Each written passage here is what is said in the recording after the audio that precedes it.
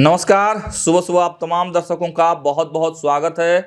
खबरें with news हाट देख रहे हैं आप। मैं हूं सागर और मेरे साथ मौजूद हैं न्यूज हाट के managing editor Ajay Kumar Mishra sir. नमस्ते सर।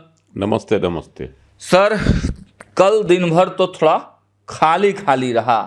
पटना भी और बिहार में बहुत सारी पॉलिटिकल जो अपडेट है वो नहीं आया, क्योंकि सारे जो मंत्री हैं विधायक हैं क्षेत्रों में गए हुए हैं, क्योंकि बहुत जल्द कैबिनेट की बैठक भी होने वाली है। कब आ जाएगा बुलावा मुख्यालय से कोई नहीं जानता है। तो सारे मंत्री लगभग अपने अपने क्षेत्र अपने जनता से मिलने के लिए गए हुए हैं। लेकिन इस बीच एक खबर की चर्चा पटना से लेकर पूरे बिहार में खूब जो है चर्चा का केंद्र बना हुआ है कि भाजपा में प्रदेश अध्यक्ष बदलने वाले हैं। तो कौन होंगे नए प्रदेश अध्यक्ष, किनके नामों की हो रही चर्चा, कौन से समीकरण तलाशे जा रहे हैं, क्या शीर्ष नेतृत्व से लेके बिहार के जो नेतृत्वकर्ता लोग हैं, क्या इसको लेकर मंथन वाकई में चल भी रही है या फिर केवल मनगढ़ंत कहानी ही कही जा रही है। सर हमारे साथ हैं और जुड़ते हैं। क्या सर, आपको लगता है कि वाकई में जब दिलीप जायसवाल जो वर्तमान प्रदेश अध्यक्ष हैं भाजपा के, वो अब मंत्री बन गए हैं, तो चूंकि भाजपा में कहा जाता है कि एक पद एक दायित्व, तो एक पद एक व्यक्ति है, लेकिन राष्ट्रीय अध्यक्ष का जो चुनाव अभी लंबित है ना, परसों अभी कई महीनों से जेपी नड्डा जब कार्यभार संभाले हुए हैं, तो उनके चुनाव से पहले, राष्ट्रीय अध्यक्ष के चुनाव से पहले तय है कि बिहार में भी प्रदेश अध्यक्ष का चुनाव होगा। अच्छा, हाँ, ये इसकी पूरी संभावना है। हाँ। लेकिन अभी वर्तमान में जो है डॉक्टर दिलीप जायसवाल बैठे हुए हैं, बिल्कुल बैठे हुए है ना, लेकिन संभव है कि वह मंत्री बन गए हैं, उद्योग मंत्री उनके जिम्मे गई है। तो अब है कि क्या भाजपा जो है एक व्यक्ति एक पद के सिद्धांत पर को अपनाते हुए दिलीप जायसवाल को अध्यक्ष की कुर्सी से मुक्त कर सकती है, क्योंकि पहले भी सम्राट चौधरी थे प्रदेश अध्यक्ष। जब वह मंत्री बने, जब नीतीश कुमार जी चले आए एनडीए के साथ, डिप्टी सीएम बने, तब जब वह मंत्री बने, फिर डिप्टी सीएम बने, उसके बाद जो है उनको ठीक है कि कुछ महीनों तक वह प्रदेश अध्यक्ष रहे, लेकिन उनको जो है प्रदेश अध्यक्ष की कुर्सी छोड़नी पड़ी, त्यागनी पड़ी। हाँ, अब सवाल उठता है कि पिछली बार सम्राट चौधरी को हटाने के बाद किसी ओबीसी को ही चेहरा बनाया गया, बस चेहरे को दिलीप जायसवाल को लाया गया। जायसवाल को क्या इस बार भाजपा फिर किसी बेस्ट चेहरे को ही उम्मीदवार बनाएगी? इसको लेकर खूब चर्चा। कोर वोटर भाजपा के हैं, भाजपा के कोर वोटर है। लाख छितराने की कोशिश जो है पीके ने की, लेकिन छितर नहीं पाए, है ना। एक मुश्त एकदम एकजुट वोट। राजधानी पटना में भी महत्वपूर्ण कई सीटें थी जहां वैश्यों को उम्मीदवार बनाया गया, कहीं पीके की ओर से, कहीं महागठबंधन के किसी दल की ओर से। 2 लोगों को सर मंत्री भी बना दिया गया बस। वो तो है, मंत्री जिनको बनाया गया उसका तो बाद में हम लोग जिक्र करेंगे। तो उसमें आपको एक नितिन नवीन को हराने के लिए यहाँ से रेखा गुप्ता को दे दिया गया था, है ना, माकीपुर सीट से, और दानापुर से जनसुराज की ओर से एक वैश्य समाज के प्रत्याशी को, जो कि पूर्व में भाजपा के ही थे, वो उतारे जाने की कोशिश की गई, लेकिन वह जो प्रत्याशी थे वह नामांकन के दिन ही गायब हो गए। अब आरोप लगा था कि भाजपा वाले ने उसको जो है किडनैप कर लिया, लेकिन यह भी बात है कि जब वह प्रत्याशी, नाम अभी याद नहीं है, जब वह प्रत्याशी गायब हो गया तो आरोप लगाया गया कि भाजपा वालों ने उसे डरा धमका कर जो किडनैप कर लिया। पहले तो तस्वीर भी आई, बाद में उन्होंने स्वेच्छा से कहा कि हम मैदान से स्वयं हटे, अब नामांकन नहीं किए, है ना। तो खरीद फरोख्त का भी आरोप पीके की द्वारा लगाया गया था, लेकिन बातें जो है सब हवा ही रह गई, और वैश्यों ने एकजुट होकर दानापुर विधानसभा क्षेत्र में भाजपा प्रत्याशी रामकृपाल यादव को वोट दिया, जिसका नतीजा है कि लालू प्रसाद के प्रचार, चुनाव प्रचार के बाद भी राजद प्रत्याशी रीतलाल यादव हार गए। तो ये सब जो है उदाहरण साबित करता है कि वैश्यों को तोड़ने की भरसक कोशिश की गई। बांकीपुर क्षेत्र में भी नितिन नवीन को हराने के लिए जो है रेखा गुप्ता को आजमाया गया कि वैश्य टूट जाएंगे, है ना, नितिन नवीन हार जाएंगे। क्योंकि बांकीपुर में वैश्यों की का वोट जो है बहुत अहम होता है हार जीत के लिए, अहम होता है। और राजद ने तो सर कई रैलियां भी की। वैश्य समाज के कार्यक्रम में तेजस्वी यादव गए, प्रधानमंत्री स्वयं आए, प्रधानमंत्री ने भी भाजपा की ओर से किया, जो है बांकीपुर क्षेत्र में स्वयं जो है खुद आए, रैली निकाली, बम्पर मतलब मैसिव रैली जिसको कहिएगा। तो उसमें सभी क्षेत्र के प्रत्याशी को रखे उन्होंने जो है अपनी जो है अपने रथ पर रखा। ठीक, ऐसा राम कृपाल यादव भी थे, नितिन नवीन भी थे, है ना, संजीव चौरसिया भी थे।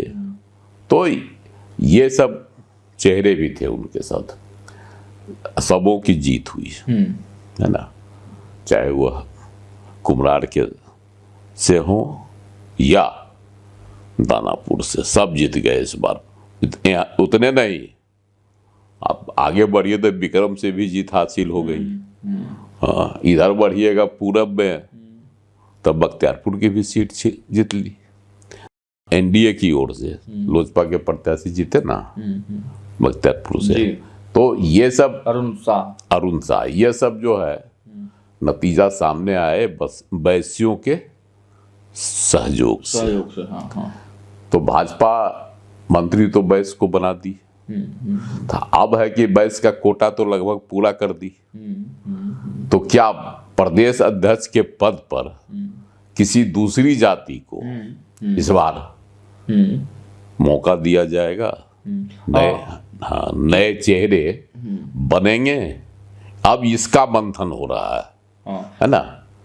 तो इस दौर में बताया जाता है कि कुछ वैसे लोग भी हैं जिनको मंत्री नहीं बनाया गया। पिछली सरकार में मंत्री थे, लेकिन अब इस बार जो है मंत्री परिषद का जो गठन हुआ और जिनको मंत्री बनाया गया उनकी सूची में उनका नाम नहीं था। हालांकि अभी मंत्रियों के पद रिक्त हैं, अभी कुछ मंत्री और बनाए जा सकते हैं। 11 मंत्रियों की और है, तो इसमें अवसर मिल सकता है।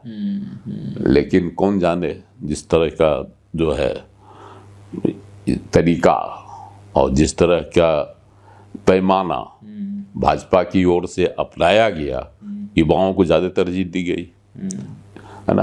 तो ऐसी परिस्थिति में पुराने चेहरे कहाँ जाएंगे। और भाजपा के मंत्रिमंडल विस्तार में सर इस बार जातिगत दृष्टिकोण से आप देखिए तो मतलब पूरा सेट किया गया है। देखिए पूरे तरह से जाति समीकरण के आधार पर साधा गया है। तो इसका सभी समाज के सभी वर्गों को जो है प्रतिनिधित्व दिया गया है। और अगर कहें तो जिनकी जितनी आबादी उसी हिसाब से मैं मिला उतनी मिली है हिस्सेदारी। लेकिन अभी भी है सवाल, है ना, भूमिहार 2.4% है, उनको 2 मिल गया मंत्री पद। ब्राह्मण कितने हैं? ब्राह्मण 3-3.5 है, लगभग 3.5% है, उनको मिला ये केवल 1%, केवल मतलब एक मंत्री। तो ये है। अब इसको लेकर पार्टी के अंदर भी मंथन चल रहा है। कहा जाता है अब ब्राह्मणों कोर वोटर है भाजपा का। कहा जाता है कि मिथिलांचल में ब्राह्मणों ने उड़ेल कर वोट दिया भाजपा को। प्रधानमंत्री नरेंद्र मोदी भी गए थे, योगी जी पूरा मोर्चा संभाले हुए थे। प्रधानमंत्री नरेंद्र मोदी ने बहुत वादे किए। मिथिलांचल के लोगों ने जो है पूरे जोश के साथ उनका स्वागत किया। फिर भी मंत्री पद से महरूप रखा गया नीतीश मिश्रा ने, ब्राह्मण चेहरे को, मतलब एक बड़े चेहरे के रूप में थे वहाँ नीतीश मिश्रा। तो अब लगता है कि नीतीश मिश्रा को मंत्रिपरिषद में मौका नहीं दिया गया, तो क्या संगठन में उनकी उपयोगिता जो है परखी जाएगी? यह भी एक सवाल उठ रहा है। हाँ। क्योंकि मतलब काम करने वाले वो आदमी है। हालांकि इसकी चर्चा ज्यादा है कि वह फिर से मंत्री बन सकते हैं, क्योंकि उनका जो उनकी जो कार्य करने की जो शैली थी वह बेहतर थी। हाँ। लेकिन अब कहा जाता है किस कारणवश उनको मंत्री पद से अलग रखा गया, इसमें किसके जो है ना गोटी चले, है ना, किसने उनका नाम जो है पेंडिंग करवा दिया। हाँ। तो अब यह सब तो बातें आएगी खुलकर, लेकिन मिथिलांचल के ही एक बड़े नेता पर हाँ आरोप लग रहा है कि उन्होंने ही इनका जो है पत्ता कटवा दिया। देखिए भाजपा चूंकि अभी जो है भाजपा पूरी तरह से उस शख्स की गिरफ्त में ही है ना। अभी कोई मामला जो है विवादित होता है जदयू में और क्या कहता है भाजपा में, वही सॉल्व करते हैं दिल्ली जाकर अमित शाह से डायरेक्ट। हाँ, 1-to-1 उनकी बात है, 1-to-1। तो हमको लग रहा जो शक है सियासत में कि कहीं मिथिलांचल में उस घराने को पछाड़ने के लिए, है ना, यह जो चेहरा है उन्हें पीछे तो नहीं धकेल दिए। तो पीछे धकेल देंगे तो फिर मंत्री बनना तो मुश्किल ही है। फिर नहीं पीछे उसको तो उनको कई बार उनके साथ ऐसा किया गया, है ना। तो पीछे धकेल दिए जाएंगे तो कुछ न कुछ तो जिले में जो है, क्षेत्र में उनका प्रभाव जो है घटेगा कम। हाँ। और संजय झा जो है आगे होंगे, क्योंकि केंद्रीय नेतृत्व की नजर में उनकी अच्छी छवि है नीतीश मिश्रा की। हाँ, अब चलिए आगे क्या होता है, उनको संगठन संभालने की जवाबदेही दी जाती है या फिर उनका पत्ता कट जाता है। तो और सर ये तो ब्राह्मणों की हो गई कि ब्राह्मणों की थोड़ा अनदेखी। लेकिन जो पार्टी के अंदर चर्चा है उसमें सवर्ण को अभी कोई महत्वपूर्ण पद पार्टी में न सरकार में दिया जा सकता है। हिस्सेदारी मिल सकती है ना, हिस्सेदारी मिल सकती है, लेकिन जवाबदेही नहीं मिल सकती। हिस्सेदारी मतलब मंत्रालय मिल सकता है। नहीं, हिस्सेदारी का मतलब है कि जितना आप जाति से कोटा कम हुआ तो उनको आगे मौका दिया जा सकता है। हिस्सेदारी का ये है मेरा आशय कहने का, है ना। जैसे ब्राह्मण का है, कुछ हो सकता है ब्राह्मण चेहरे जो है आगे जब भी मंत्रिपरिषद का विस्तार होगा तो ब्राह्मण चेहरे को तरजीह दी जाए। तो उसी तरह से चर्चा है कि नहीं, भाजपा जो है सवर्ण पर कम भरोसा करेगी, बनस्पत दलित और वैश्यों पर, अति पिछड़ा पर। दलितों का तो कोटा लगभग सर पूरा हो गया। 5 मंत्री दलितों पर वोट के मामले में जो है ना, संगठन के मामले में भरोसा कर सकती है। लेकिन दलित पर भरोसा करके जिस तरह से कांग्रेस जो है मुंह की खा गई, पहले सदस्य थे ना राजेश राम, अपने हार गए कुटुंबा से। तो इसलिए आपको लगता है कि दलित पर अभी कार्ड भाजपा शायद ही खेलेगी, क्योंकि उसके पास 2 मजबूत दलित चेहरे हैं, एक जीतन राम मांझी और दूसरे चिराग पासवान, जिनके चेहरे की, है ना, प्रमाणिकता है चुनाव में मिल गया। और जिन क्षेत्रों में, जैसे मांझी जी का क्षेत्र है मगध में, वहां देखिए पार्टी की बम्पर जीत हुई, है ना।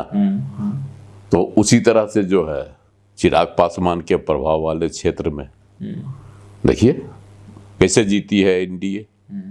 तो ये सब जो है बताते हैं कि अब जो वोट का जो प्रतिशत आया उसमें भी चिराग पासवान के साथ वही लगभग 5% वोट कायम रहा, टूटा, मतलब इधर से उधर छितराया नहीं।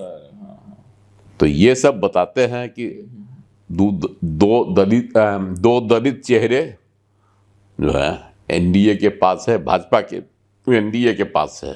तो इसका जो है उपयोग अभी मिल रहा है गठबंधन को। इसलिए दलित चेहरे पर पार्टी कोई रिस्क नहीं लेगी। ज्यादा संभावना है वैश्यों को ही दोहराया जाए। अब उस वैश्य में मिथिलांचल से संजय सरावगी का नाम है, हाँ, होते हैं, हाँ। या राजधानी पटना से संजीव चौरसिया, जो कि दोनों युवा हैं, हाँ, दोनों में जो है एक संगठन चलाने की क्षमता नहीं है।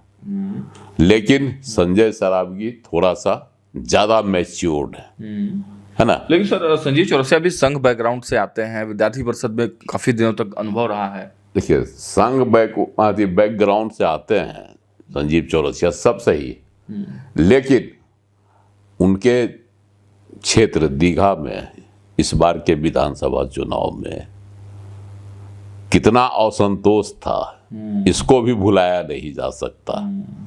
भुलाएगा लोग? बिल्कुल था। हाँ, तो ये भी एक है कारण। ठीक है, जीत गए, सब कुछ हो गया, अच्छे मार्जिन से जीते, गए, लेकिन कहीं न कहीं जो है जो असंतोष उपजता है, उनके प्रति थोड़ा असंतोष है लोगों में, उसको जो है पहले उनको मिटाना होगा।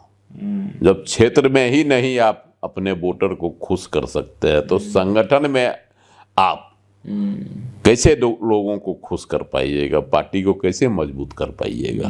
ये सवाल उन पर बन रहा है। आगे क्या होगा पार्टी निर्णय लेगी।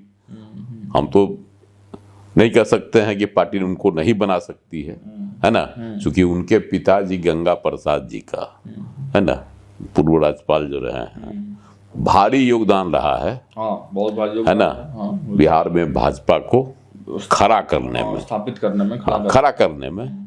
तो उस योगदान का प्रतिदान जो है संजीव चौरसिया को मिल सकता है, इसकी भी संभावना। अब दलित में जनक राम का मंत्री नहीं बनाया गया, उनके नाम पर भी चर्चा है ना। सवर्णों में मिथिलेश तिवारी भी हैं, और अब चूंकि भूमिहारों का तो सब पूरा हो गया, डिप्टी सीएम बन गए, कुशवाहा का सम्राट चौधरी तो स्टारे हो गए, पर मुख्यमंत्री की लाइन में खड़ा हो गए।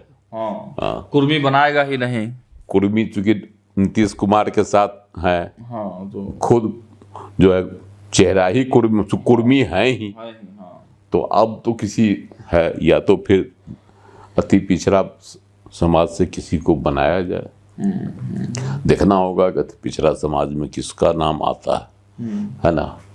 देखिए, और सर अति पिछड़ा, ओबीसी, ब्राह्मण या फिर दलित, इनमें सबसे ज्यादा आपको कौन सा ठीक लग रहा है? कौन सी जाति पर ज्यादा फोकस करेगी भाजपा अध्यक्ष पद के लिए? हमको लगता है वैश्य या नहीं तो अति पिछड़ा समाज, सबसे अति पिछड़ा, उनकी ही चर्चा। ब्राह्मण नहीं, सवर्ण बन ही नहीं सकते हैं। अभी सवर्ण को बिहार में बहुत मौका नहीं मिलने जा रहा, क्योंकि भाजपा की नीति है कि 2029 में लोकसभा चुनाव होना है। इसकी भी संभावना ज्यादा है कि विधानसभा का चुनाव भी साथ साथ ही हो, है ना। 2029 में दोनों चुनाव साथ साथ हो, उसके पहले परिसीमन करा लिया जाए। हाँ, है ना भाई, नरेंद्र मोदी सरकार की थी यह नीति है ना, एक नेशन एक चुनाव। बिल्कुल, उसकी प्रक्रिया भी शुरू कर दी गई है, प्रयास भी शुरू कर दिया गया है।